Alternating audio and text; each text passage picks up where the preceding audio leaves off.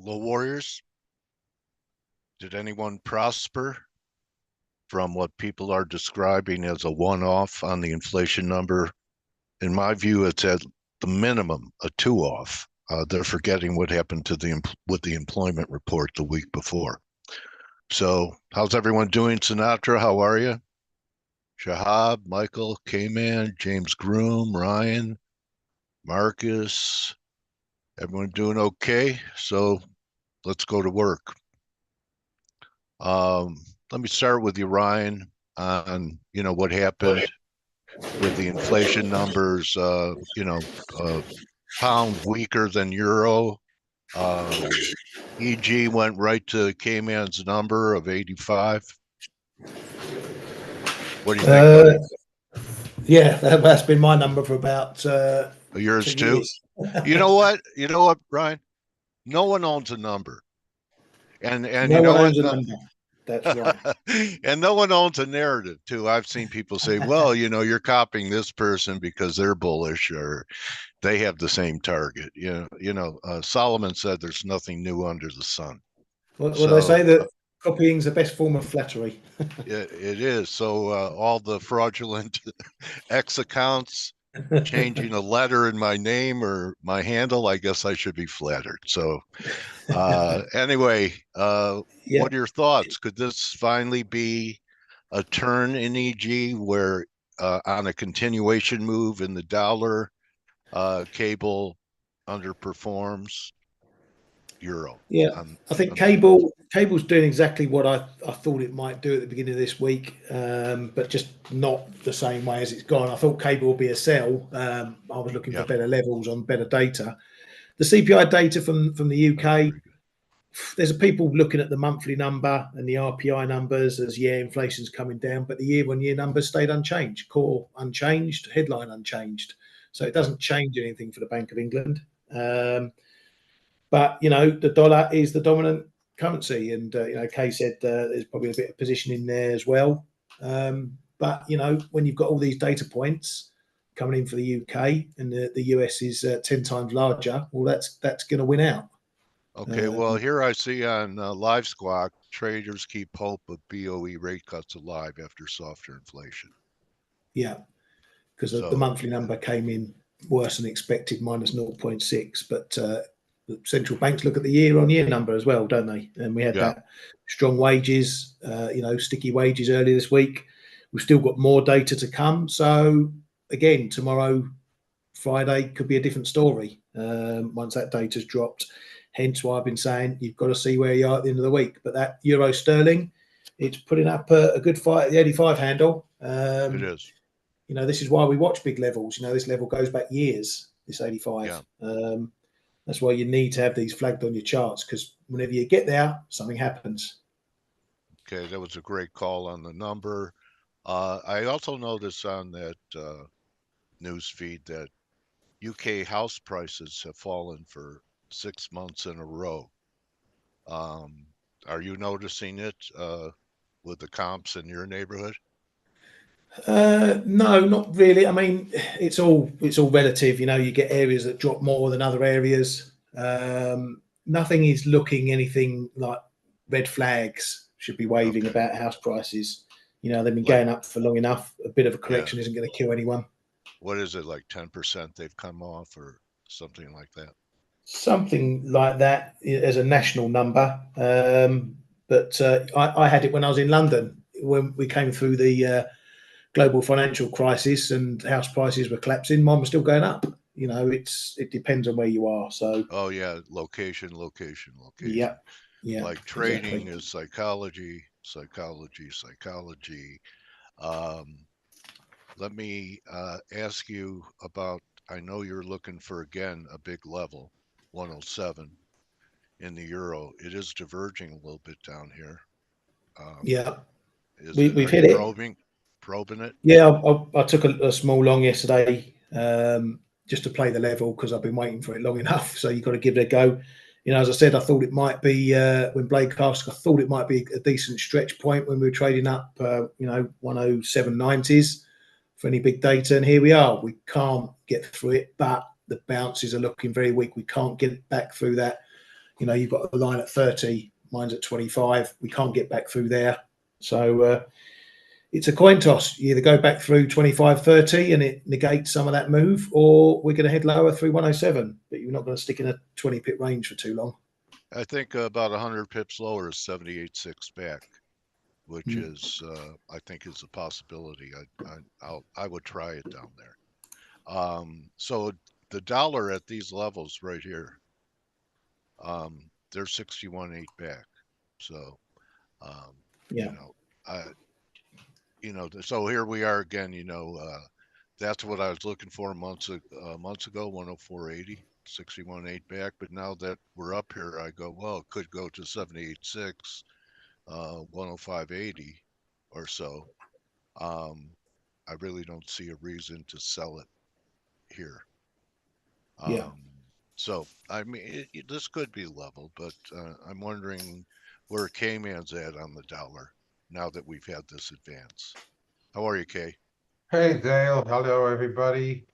Well, I told you I'm long dollars via options, and well, the Swiss is still a bit underhedged, but I covered half my euro dollar puts, so for me it can now go up and down. Doesn't But matter. I'm curious to see if there's any more advance in those yields right now, or we're going just to wait for the retail sales tomorrow and then take the next decision. We are on a few interesting levels. Okay, euro is one around here, but then also dollar Swiss is coming into a bit of resistance as well. Those Aussie and Kiwi are trying to figure out what they want to do around here, and I can see some of those pairs now. We've had that CPI number, and now what? If I look at the yields as well, the twos especially, they came back to where the dot plots were are still from what is it? The December meeting, the FOMC December meeting. So that to me says that the pendulum swing may have swung, and now we are waiting for what's next again. It's undeniable the dollar is bid. It's also undeniable that yields going up is creating a better environment for the dollar because of the differentials, but those differentials are not moving massively. So there's still, I think, enough to come during this week to see whether we are going to push through or not. So that's why I want to be just that little less outright bullish dollar right now and just waiting for what's to come next. Okay, well, we know we have a level for if yields are going to turn back down, they have to get back under 420. The 420 breakout measures higher than we are. I think we almost got to halfway back here. Close. Halfway back was 40, I believe. And 61.8 is yeah, I think 35.40 on the tens is a bit of a level. Yeah, right here. Oh, there you go. Yeah, you've got that one too. Yeah, that's halfway. So we'll see. 53 is 61.8. That looks like here. So I don't see a reason to, short them here either. Oh, just we just have to wonder now whether those next set of numbers is going to force the market to even reprice more, because now, as I said, we are sort of very close to a little bit more cuts priced in, but sort of getting very close to what the Fed told us actually in December and over those dot plots. So has the pendulum more to swing? I'm not overly sure. So I prefer to keep my options open here. How about this? And there are some people talking about it because they're not expecting a recession. Drive 1, drive 2, and there are new highs coming in yields sometime this year. That's a big call. Yeah, I mean that anyway. I mean that would complete a pattern. So I'm just considering it, keeping an open mind, take it a step at a time. But if it got through 460, I would think it would look even more likely. Bianco, a lot of guys are saying we're going to Yeah. make new highs. And yesterday was kind of like confirmation for those Mm. guys, taking out that 420 You know what I level. also think is relatively important this week is we don't have those bond issuances. We don't have those auctions for, let's say, 7, 10 years and everything. If that would have been added on top of what happened yesterday in the yields, that would have created a bigger swing, in my opinion. And then you would see the dollar much more like outright bid in, but we don't have them this week. So that's perhaps somewhere also one of the reasons why we are kind of coming back to those levels, but then pausing again. Silver coming to us. You know, if you're It's patient, you coming, let markets exactly. come to you. It's coming to us. What levels would you be interested in catching a falling knife? Well, I'm not catching knives, but I just started to very adding a thin slice because 22 was a level, and I want to respect my own levels despite opinions on the rest. So, but it's still a tiny one, so I'm still being very patient. But then I'm also, for me, really, 21.20, I load the truck up really, and then Okay. and then see what happens. Maybe like down to 19, and I'm just going to continue to add. But I'm miles away from having a Do you full think position. 19 is viable? Because it's not the first time I've heard that If number. you're saying that the US yields are going back to 460, Oh yeah, then it's viable. that's going to weigh heavily on the metals, I reckon. Okay, so we don't even need new highs in yields for that to happen. Oh, I think the next 25. We've seen it on the S&P. Now the S&P is crawling back, right? Yeah. But we have seen we've seen where the inflection zone sort of is, and that is that break of 420, 425. So Okay. I think if you add another 10, 15 BPs to it, perhaps stuff like metals can go deeper for now at least. Okay. Just want to say that I think I saved some people a lot of heartache towards the end of last year, which was, you know, in here, and said that there are major cycles due in 2024 for the miners, not to buy them until this year. So,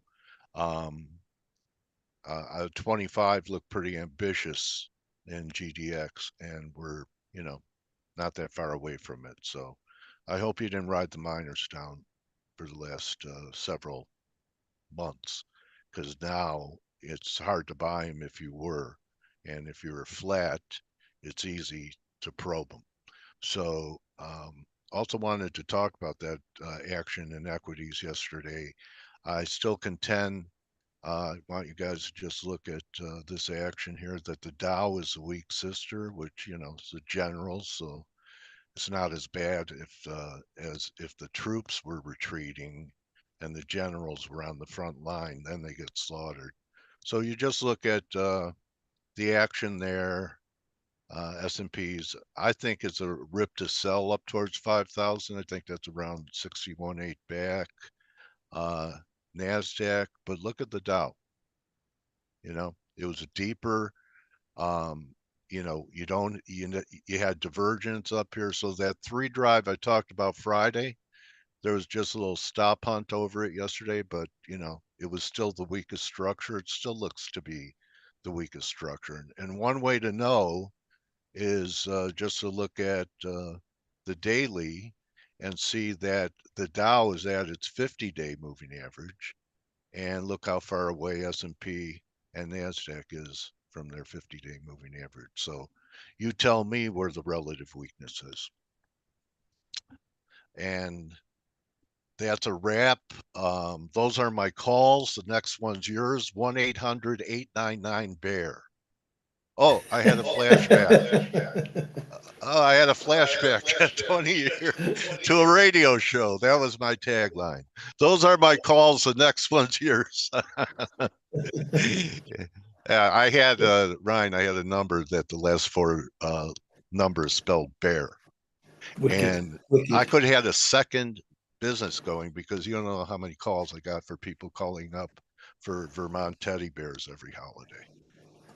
I'd like a teddy bear. That's pretty funny, Dale. But I now know why being bearish is ingrained in your soul. I get it now. Yeah, it is. It really is. You know why, Blake? My first trade in my career was as a runner on the floor. I got a member to put a gold short on for me. And that was back in 75 when they first made it legal for Americans to own gold again. And it came on the market at 200 and broke all the way down to 100. Damn, so, I was peeing in my diapers, Dale. Holy cow. Oh my God, don't do that. All right. Anyway, well, I was short gold, and also, guys, if you haven't traded yet, it's okay if your first trade is a loser. Was a superstition on the floor that if your first trade was a winner, it's actually bad luck. So, anyway. Really? Sure, yeah. Wow. Did you hear that too, Ryan? All of us that grew up in the internet boom, we're screwed. No, that was the same on the floor. It was a floor, every, commodity or bourse. That's the way guys down there used to think. Yeah. So anyway, that makes sense. First trade. Well, actually, I guess I would say my first trade was a really bad trade too, because we had this guy. His name was because we used to pit trade just as SOS was getting up and running. Yeah. So a lot of times we'd have to just scream out our orders. And there's this one guy, we always call him Wrong Way. And, he would stand up. He's like, buy me 4,000 shares of Microsoft. And we'd all go, we'd all sit down and go, shit, let's sell ours. That guy. And unfortunately, I was like, right, what? Wait, who's buying what? And so I bought it with him. And I got my ass handed to me my first trade. So. All right. How about you, Kman? Your first trade? Do you remember it? Oh yeah, I remember. As a market maker, I remember it very, very well. It was in the days where the Belgian franc devalued every 6 or 9 months, and one of our branches came on and asked the price, and I think I officially went to the spot FX desk the week after only, but the guy asked one of our branches asked for a price and paid me. And I went like, yeah, all right.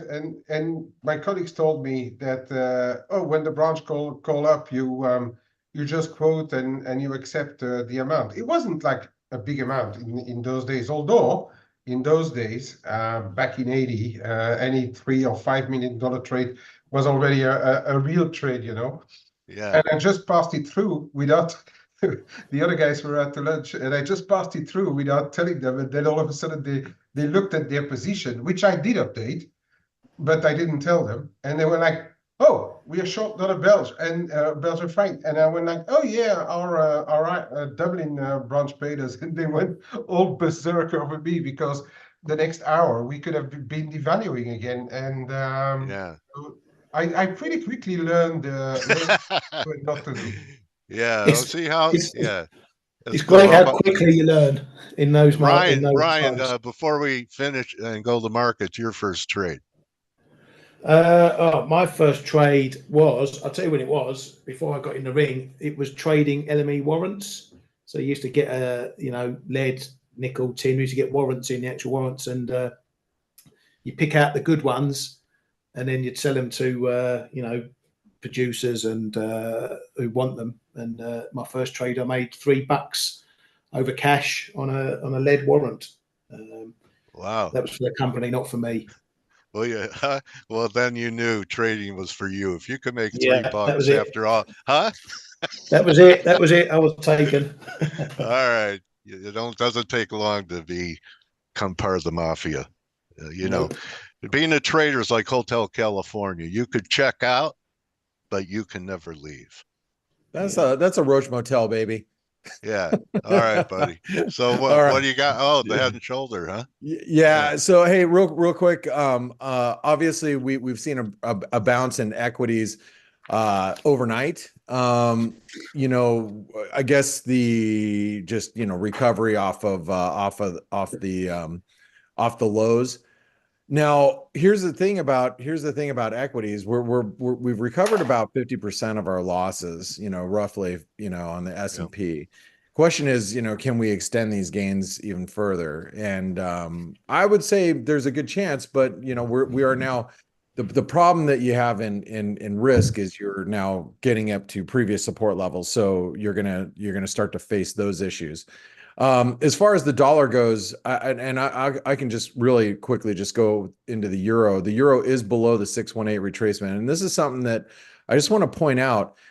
Even though risk has recovered, the dollar still is holding on to its gains. Yesterday's CPI data, as Dale, you when you came on, you said it was a one-off. Look, we are the US CPI beat across the board, not like strongly, but it beat like on nearly every metric. So the thing is the dollar is still maintaining its bid. And that's the thing that we have to be respectful of. Yes, we've seen a recovery in some currencies, like, the Aussie ahead of the jobs data. The Kiwis stabilized a little bit. Norway's bounced back some. But overall, the dollar is still maintaining its bid. Even with those comments that we got from who was that from the BOJ last night? Ryan, I know you were wrapping up your night and you're posting. You're out there posting all your options and orders on our page, and this is in the ForexAnalytix community. You can get in and find out where all the options are expiring at. But you were updating this, and what happened last night with the BOJ? Yeah, Kanda, the chief FX diplomat, as they like to call it, pretty much popped up out of nowhere and went from 0 to 60 on the jawboning. He got the bingo card full on. It said moves were based on fundamentals and speculative. 10 big figures in a short space of time, isn't what they're looking for. They're ready to intervene. All that sort of stuff. It was really, how it goes with those guys. They come in slowly but surely, mention this, mention that, and they step it up. Yeah, he just put the pedal to the metal right from the off. And yen pairs moved about 8 pips. Yeah. So Kman, you've obviously spent many years in Japan trading Japanese desks around the yen.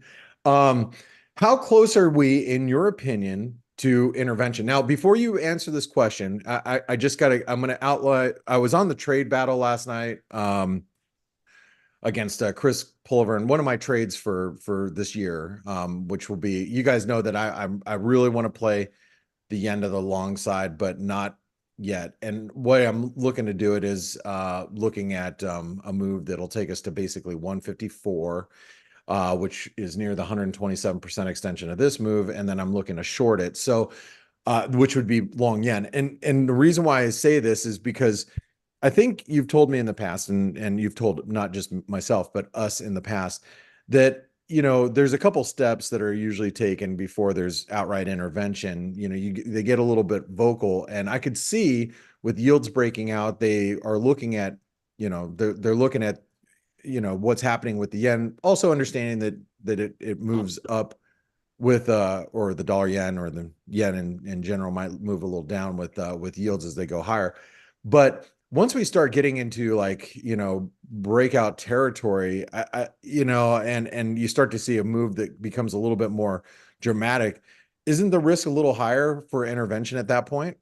Yeah, as I was saying this morning on the Flow Show, this is a bit of a, how should I say, a novelty, because they did not use the usual steps, where I was actually expecting them, looking at the speed with which we rose in January, that they may come out and say something, because the US yields weren't really, well, they were going up a little bit, but it was like the dollar strength versus much, but yen very weak. But then now they're coming up and they jumped a couple of steps, right? And I was saying on the Flow Show, I don't really know what to do exactly with what they are saying. Okay, there's still the fundamentals in there. They're still, but they took the word speculation up, but they did not say exactly that this move is, usually when it's when the bingo card is really full is when they say, we identified this speculation, that this move is speculative. And they drop everything fundamental also. But here they came and they straight away spoke about the speed. They spoke about the 10 big figures that it rallied from January. And I also think that they all of a sudden woke up and said, like, hey, hang on a bit, we are less than 1% away from our prior highs. And that shocked them perhaps a little bit more than it does shock the market. On the other side, it's been a bit Bank of Japan induced, right? I've said it. I mean, Ueda, Uchida, Shimizu, they were all talking very, very dovish compared to what they should be talking like for a bank that is about to raise rates. So I'm a bit in doubt with what I need to understand really with this thing. I think we are a step before the red alert, but it's I'm going to say it's just better to err on the safe side. And but I do think that the market may take this as an opportunity of go and tell them, like, well, show us what you got. Exactly. I was going to say, I mean, that's the market is going to say, prove it. But let's also talk about, okay, yes, inflation moderated a little bit in the UK. Yeah, it seems like it's going to be pesky here in the US. And, you know, I think that given, you know, inflationary pressures, I don't think I think the disinflationary pressures that we've been feeling globally might subside here, which that I think is the BOJ's biggest, you know, fear, is that, you know, these pressures continue to build and it just pushes, you know, Japan right back into their 20 plus years, you know, deflationary spiral. Yeah, and the thing is, you're showing a good one there, and we've been trying to put a basket also together as well, but so far not really succeeded to replicate exactly what the Bank of Japan is looking at. That's the worrying thing for the yen right now. It's not only the dollar yen; it's all those yen pairs coming back. You know, sterling at above 189, despite a bit of a setback in sterling. The euro yen back above 161. Those are things that, if people would have confidence in a currency, though, we shouldn't be here, and yet we are, and that is also telling me that they're going to have to be very, very hawkish for this yen to turn around. You know, even when they will start to raise rates probably in Q2. Yeah, and this the thing, right? Is you got, like, you know, whoops, that wasn't the chart I wanted. I want to go back to the pound yen. Oh, here we go, right here. Yeah, I mean, exactly what you're saying. We got, you know, cup and handle patterns developing. UK inflation disappointed. Doesn't really matter. The pound yen still in breakout territory, is what you're pointing out here. And so it's I'd be scared, I guess, if you're long yen, you know, you got to be thinking, holy cow, you know, what's going to turn the ship? And I actually think that the risk is that we still press higher, and I think the market's going to get pushed, and it probably is going to start with yields. As Dale, you were showing the charts a little bit earlier. You know, you got yields that have recovered, but look, they're not pulling back, and that's the thing about, you know, the 10-year. The 10-year's got a big double top. Range expansion in the 10-year takes us lower, takes us down, you know, towards the 618 retracement, and that's at 108. And I mean, where's that put the 10-year? I mean, the 10-year yield is going to be back at 450 before you know it. And what does that do to the dollar across the board? You see the magnitude and the strength of the dollar. A lot of people, and Dale, I would say you have been one of them that have been looking for a short in the dollar as we approach 105. Yeah. Here we are. And you got yields breaking out. So how do you feel about that? And I'm talking about somebody who's been waiting to short the dollar up at these levels. Now that yields are breaking out, do you still feel the same way? I'm a buyer. One more low in Aussie around 64, and I'll try the euro at 78.6, which is about 106. So the point is that you're like, oh shit, now that we're here and what's happening, right. I don't know if I do that. And that's the point is I think you've got to, I know a lot of people are dollar bears. They think the dollar is going to go to hell in a handbasket and, all this, the deficit spending. Trading is always assessing and reassessing with the new information that comes into play.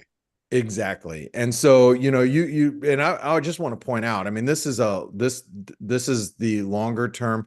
There's a short term, inverted head and shoulder pattern, just so you guys could see it really quick. I'm going to delete it as soon as I'm done. This is the short term one that would take us back to 104.80. Yeah. We just completed it yesterday, but there's a longer term one out here and you guys can see it. And it goes all the way up towards 107 to revisit these highs. So, before you get, too bared up the dollar, you got to think about where stocks are at, where yields are at. And if stocks can correct a little bit and yields can continue to 450, where's that put the dollar index? That's where you start going, oh, well, maybe we can trade so you wait for a day when yields are stiff and the dollar's not being bid. And that's going to be a market tell. So you look for things now that should be driving it that are losing effect on it, and that'll tell you something. Yeah, which I think you got to see that pattern develop for a while, actually. Yeah. But hey, look, I know you got Dave Keller here. It's exciting to have Dave here, but I want to thank Kman and Ryan. I know you guys just came off the Flow show a couple hours ago, and appreciate you staying and getting all of us in North America and all of us, all of us traders, really, not just in North America, getting us all back up to speed, especially those of us that just got up. And I want to say good luck today. We have, still a lot of data to come. We have Aussie employment tonight in Asia or tomorrow morning. So you guys, keep your eyes open for that. And just remember, as we were just discussing in the S&P, we're back. We've recovered about 50% of what we lost yesterday, but we're starting to struggle as traders are stepping in. So stick around for David. He's going to have some answers here. And Dave, by the way, congratulations. He's a new contributor over at CNBC. So good to have you here. How much did that cost you, Dave? Not too much. Case of no. I'll tell you after the show. All right. All right. Well, you deserve to be on. You're one of the best technicians I know. And he really is.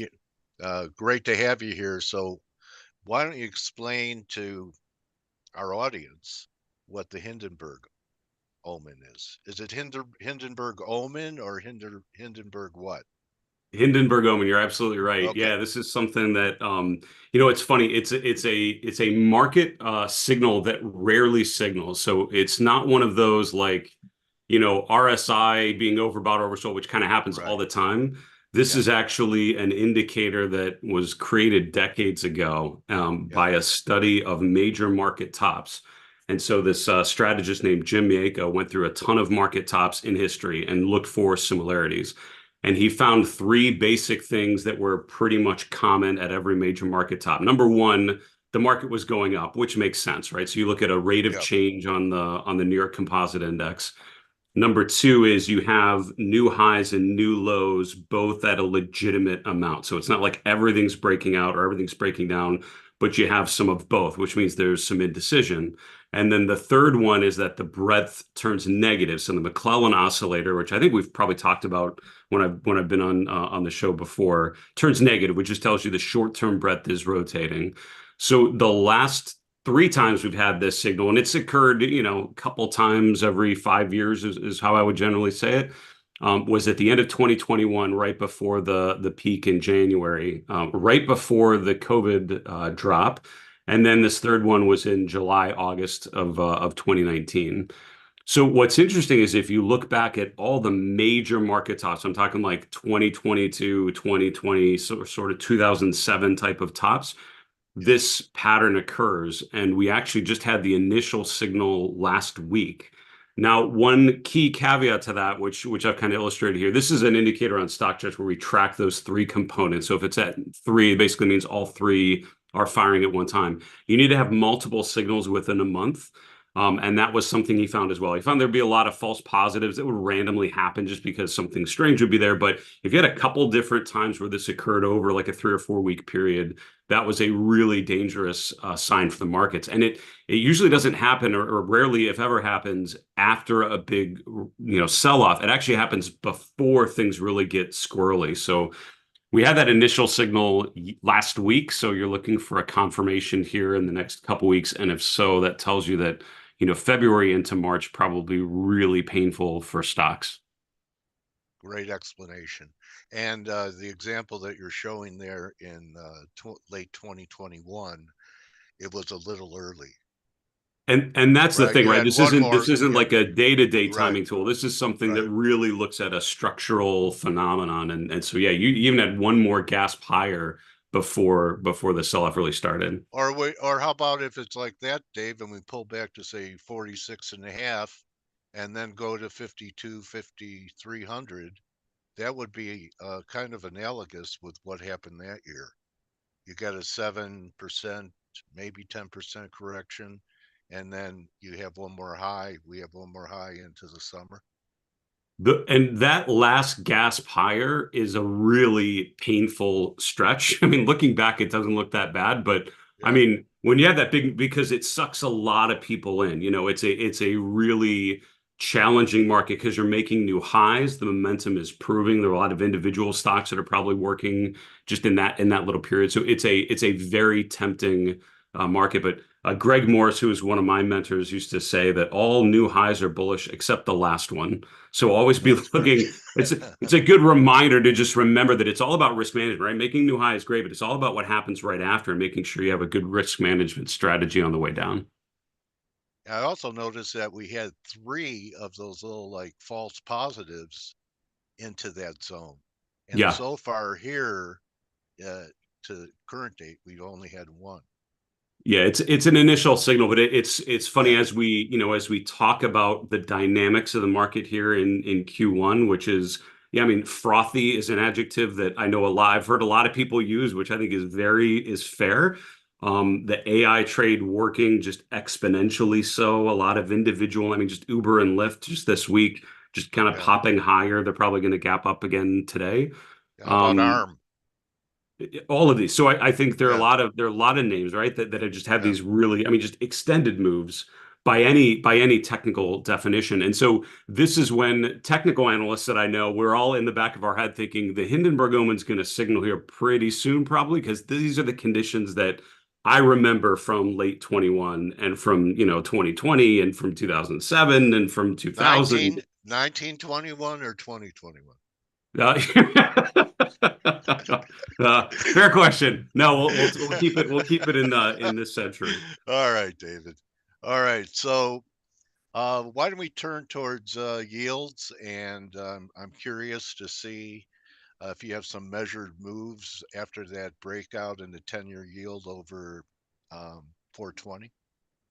Yeah, so it's interesting. I mean, if you look at what's happening with the equity space, obviously. And I would argue that I mean, Hindenburg Omen aside, I think that big gap that we saw here this week, I think that's just the beginning. And, seasonally speaking, February and especially March are pretty rough months in an election year on average. So not surprising we would have a period of pain. And if you had asked me what happens if a growth-led rally stalls out and starts to retrace down, I would say interest rates are probably popping higher, because that is sort of the general way that a growth-led rally starts to die, is because rates go up and that all of a sudden makes it the growthy stuff just is a lot less attractive in a higher rate environment. So I was looking at this. Does that mean mega caps, bro? Well, so what's interesting is if you think about where investors are rotating right now, this is what's sort of a head scratcher of sorts. The general playbook is if rates are going up, and the market's getting defensive, you would see people rotating either to pure defensive plays like REITs and utilities, consumer staples, which you're really not seeing. Those groups are overall still doing quite poorly on a relative basis. They'd be rotating to some value sectors like industrials, financials, and that's where you actually have seen a lot of flows. They've actually done quite well, but you're not seeing big flows away from the big, mega cap technology and communications names. I would argue they're really a defensive play here, right? I mean, the playbook is basically get big and defensive, and in 2024, that means Microsoft and Meta and Alphabet. I mean, those names are going to survive whatever correction we have. So I think part of it is actually more of a defensive play than you'd think, and investors getting to defensive blue chips. It just used to be Pepsi and Walmart. Costco's doing quite well, but I don't know if that's exactly what I'm thinking. But I think it's the defensive nature of those big kind of quality growth names are what we're seeing. They become bonds. In a lot of ways, right? Bonds with not a particularly great coupon, but with a good return profile for sure. I noticed you left out Apple in that mix. No, and Tesla, I didn't mention either of those. That's fair, Dale. And I agree. I mean, but again, this sort of environment is where you start to separate the good for the wheat from the chaff, right? As it were. So in an everything rally like we have in January, in December, like everything's kind of working. Trucking companies, railroads, banks, growth stocks, value stock, everything's kind of working. Now things start to evolve a little bit, and you see on a big down day, Nvidia almost finished in the green yesterday, right? I mean, so you're seeing which names are really the quality names and which ones were just kind of part of it. Apple's starting to not be part of the shrinking number of Magnificent Seven stocks, I would say. There's a worm in the apple. So on yields, Dale, I would say that if you look at how I've labeled this, if you know charts, which I know a lot of the viewers do it, I was labeling this as a bear flag pattern, which is what it certainly looked like, right? So you have a big downtrend, and then you have this parallel channel coming up, and then you broke it. So my playbook says, all right, that means yields are going way lower, and it measures actually outrageously low, unreasonably low. So I'm thinking, all right, this says bonds are rallying, but if you look 2 days later, we come right back into the pattern. And that's when you have pattern analysis like this, one of the great tells I think you'll ever have is a failed breakout or a failed breakdown, right? There's a certain pattern that you think is confirmed. There's a move that you're expecting. And then the opposite happens. When we get back in that pattern, that often tells you, okay, that's a false, basically a false positive. And we're probably moving back in that other direction, and I think that's what we're seeing here. So I think from a technical perspective, I think we're rebounding back into this range. And the way that I would be thinking of it, and I'll do it as we're talking here. The way that I would think of it with this kind of move is you immediately pop these on here. And so what's interesting is just yesterday we broke above that first objective, which is around 4.25, we'll say, which means I'm looking up to 4.5, which would take us sort of to the lower end of this sort of consolidation up here at the top in October. Got it. Okay. And again, that if you think about the seasonality, which is February and March, are quite weak.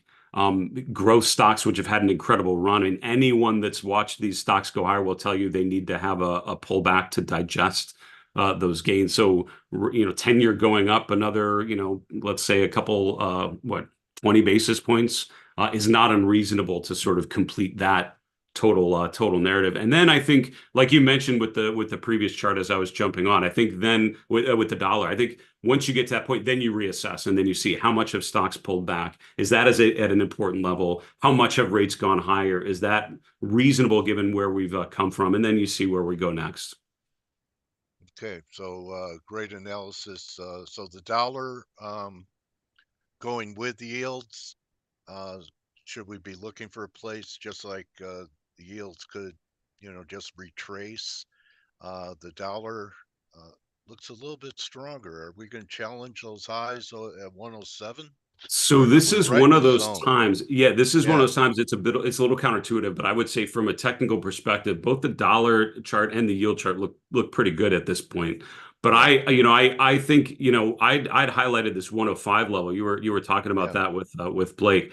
This actually, it's interesting. This is actually a longer term level. This comes from that big run from late 2021 up to the peak in 22. This is a 38.2% retracement down, and that's where a number of things have happened. And so we're kind of right back at that point. I'm looking at 107, which is the peak here in October. Now that we've sort of cleared this most recent resistance, I think from a technical perspective, you're kind of getting to the upper end of where you might expect resistance. So I have the luxury of being a little more longer term than I know, some that are listening here. But I mean, for me, I usually have this as like a shaded area and kind of think this is the general place where you expect the dollar to kind of top out and then roll over. We're also nearing that overbought condition, which is where we've been at these previous peaks. So it's sort of lining up that we're kind of near the end of this move. So I would think of it more as like we're in the 8th or 9th inning and not the 3rd or 4th inning. So the time to start to think about dollar weakness, but it's not yet. It's sort of nearing that point. Traders, take note how far left Dave goes to find these levels. Yeah, I think that's fair. And to be honest, I mean, having worked with a lot of traders, I think there's a lot of times you have the blinders on and you're thinking about your short-term environment, which I think you're looking right. Yeah. You're looking to the right and you're thinking to the right. But what you have to remember is there are a lot of accounts with a lot of zeros that are driven by levels way off to the left. And so starting sort of macro and going micro, could be a nice way to upgrade how you're thinking about things. And then you're not surprised when certain levels have meaning because there are a lot of, longer term accounts that are being managed off of longer term levels. And I think that can be really helpful to just understand the dynamics in the short term. So Dave, I noticed that the RSI structure and the relative strength in the Dow has been the weakness. It on the daily is on its 50-day moving average, while S&P and NASDAQ are way above it. What is the reason, technically or what fundamentally, why the Dow would be demonstrating more relative weakness than the other indexes? No, that's a really good question. So, so I'm showing on the dashboard, we have 3 of these listed, right? The Dow, the S&P, and the NASDAQ. And then mid caps and small caps, I would kind of probably put in that bucket of like 5 things. If you want to understand what's going on with equities and leadership themes, you look at those 5. And whichever ones are struggling versus the others will tell you which types of names, which areas of the market are doing better. So what you have to remember is the S&P, while a broad measure of 500 stocks, it's really not that broad. So I mean, at this point, the top 10 stocks, the Metas, the Apples, the Microsofts, those top 10 stocks are currently the same weight as the bottom 420 S&P stocks. So one of those names moves up or down, and that dwarfs, 50 to 100 other names doing something dramatic. I mean, that's how big of an outsized impact they have just because they've gotten so big. And there have been, previous market cycles where names have been this big, but this is one of those times where it's exaggerated. It's more than normal. It's more top heavy than normal. So the S&P is trading a lot like the NASDAQ because they're both dominated by the same mega cap growth stocks. The Dow is a little broader representation, even though it's a smaller number of stocks, it's a broader representation of sectors.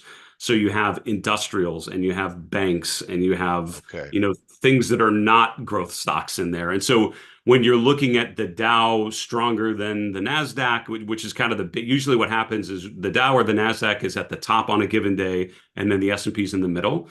Because the Dow is going to represent the value trade, the NASDAQ's going to represent the growth trade, then the S&P's, more like the NASDAQ, but kind of in the middle is generally it. And so what happens when you have the AI frenzy growth dominated market, the Dow's going to lag, and that's kind of what we're seeing here. So the Dow is more representative of the whole market with fewer stocks. Which is so hilariously counterintuitive, but it's absolutely right. I mean, it's because of the sectors and because of the weightings now. And then the other one is, mid caps to a degree, but small caps especially, because small caps really are, the heaviest sectors in small caps. It's things like industrials, financials, healthcare. And so small caps are way more representative. It's a mix of value-oriented sectors that I mentioned, so like regional banks, for example, but then also speculative, like emerging technology that isn't big enough to get into mid caps or large caps yet. so they're still small. So it's sort of like this weird mishmash of things. But when small caps are doing well, if you look at any given day, that usually means regional banks are popping, industrial companies, sort of those non-growth sectors are starting to rally because they're just overrepresented in the small cap space. Okay, is it time, despite what the dollar's doing, to look overseas? I know Gunlich brought up India. He loves India. I think, yeah. So I think opportunistically, right? I mean, I think when you're thinking of an allocation, I think you have two choices outside the U.S. One is you opportunistically look at where there's strength, and I think the exciting. I would buy that. I would too. I wouldn't don't own it, but I would. I mean, this is the type of chart that's really good. When you look outside the U.S., something like India, Japan, strong charts and good setups. This is INDA, which is a U.S. listed ETF. You can look at the local indexes like $Nifty on our platform, or the Sensex. And in local terms, they've done even better. But yeah, INDA is the India ETF that I track. And it's pretty good. I mean, if you covered up the ticker, you might guess it's a semiconductor name in the U.S. because it has a very similar look to it. And so I think it's a pretty good place to be. How about Mexico? Because the peso is trying to peak out here, and markets seem to do better with the weaker currencies, more risk on. How's Mexico look? So Mexico has actually been one of the better non-U.S. markets that I would probably highlight. What the concern that I mean, from a technical perspective, here's the problem with Mexico. Which is the problem with a lot of things, actually. It's called a bearish divergence, right? We have, essentially a double top pattern around 69. This is the EWW, which is the Mexico ETF. But look at the weaker momentum, right? So overbought in December, and then we retest the highs on weaker momentum. A lot of U.S. stocks have this similar sort of look, which is, going into this week, I was probably way early at talking about a meaningful pullback. But I'm not surprised that we're seeing it this week because you have all these classic signs, market going higher, and then a lot of measures of momentum and breadth, especially coming lower. So Mexico looks like a lot of U.S. stocks that, are moving higher, but the momentum has been dissipating in February. Okay, Dave, why don't we wrap it with going to the dark side? And tell me what you think about VIX and its one-day pop where we got to 18. and then closed at 15. I think some vol guys got squeezed pretty good yesterday. I happen to not think it's over. Wondering what your take is, because I still think even with yesterday's 100 handle decline in S&P, that there's still a lot of exuberance. When you said the dark side, I thought you were going to ask about the Fed or so. I didn't know where you're going to go. Economic data. I was like, what's the dark side? Okay, we're not going to go to Jekyll Island, man. I mean, I don't want to go that dark. But I think that when you have a market that's been so strong, what I think of are, what are those like release valves, or what are those red flags that you would see? Because we've had this just relentless climb. Here's the S&P on the bottom half here. I mean, it's just been a nice, consistent uptrend, right? So what would you look for that would tell you conditions are worsening? And the two higher things lows. Well, the two things, I mean, besides just the price, which is totally fair, right? I mean, as long as we keep making higher lows, we're good. So if that stops, that's fair. So S&P below like 4850, that's a different type of discussion we'll probably have. But the two other things would be a spike in volatility. And then the third one would be decline in breadth, like a meaningful decline. And I would argue we're seeing both of those things. We're seeing a spike in the VIX and a decline in and a decline in breadth indicators. With the VIX, I kind of think of the VIX as like three different points, and I've kind of highlighted them here.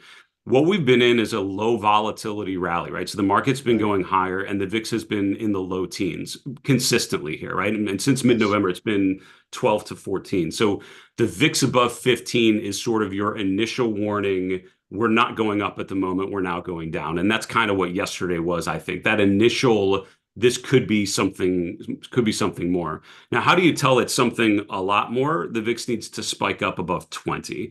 And that happens occasionally during a big meaningful drawdown. So we got there in October. But also if you go like way off to the left, like early 22, when things really get rough, the VIX gets above 20 and then just keeps spiking. And then that's when you know, okay, this is not just a brief pullback. This is a really painful drawdown. And then 2850 is the line I'm highlighting here. And this actually comes from Ned Davis research, which some of you guys might be familiar with it. Ned Davis, I mean, a famous market tactician who's been publishing for decades. And I know in the institutional community, we followed him closely. They did a deep dive on the history of the VIX and what really differentiated a garden variety, buyable pullback kind of market and you really need to get defensive because things are getting really bad environment. And for them, 2850 ended up being the best number. So I have that on here as like the point of no return. If you're still long and the VIX is above that level, you're wrong, and you need to admit it at that point. So this is the way that I think. I mean, we've had that initial warning, which is we're not going up. VIX above 20 this is getting pretty painful, and you need to really think about risk management. VIX above 2850 is look out below and buy utilities or cash and just wait it out. You know, Dave, this is why I love doing these interviews, because if you take the first rally in the VIX that we had into the October low, it was 12 to about 22, 23, about a 10-point advance. Yeah. And we took out those lows, and I think it's an irregular B taking out those lows, and a C is underway, which could, if it's 1.618 of A, that would be 16 handles from 12, gives you 28. That's interesting. Man, it's confluence from different things, and when I see these things, it really, what a great interview, David. Really great interview. I just think that people have to follow you, and I love your work, and I just want to show your website so people know how to get to market misbehavior. Here it is, and this is the best way to get a hold of David. You could also find him on X at dkellercmt. And you could also hear him. You're everywhere on the final bar on stockcharts.com. And again, congratulations for CNBC finally waking up to bringing in a great technician. So you and Katie Stockton are now my favorite technicians on CNBC. There we go. No, yeah. I appreciate it. Always a pleasure. I hope we can do it again soon. All right. Dave Keller, everybody. Hope you enjoyed it. Definitely added value to my narratives today. So thanks, David, my trading warrior brother. And you could join the team, everyone, in 17 minutes on the morning edge. Good hunting today, and we'll see everyone tomorrow. Thanks again, buddy.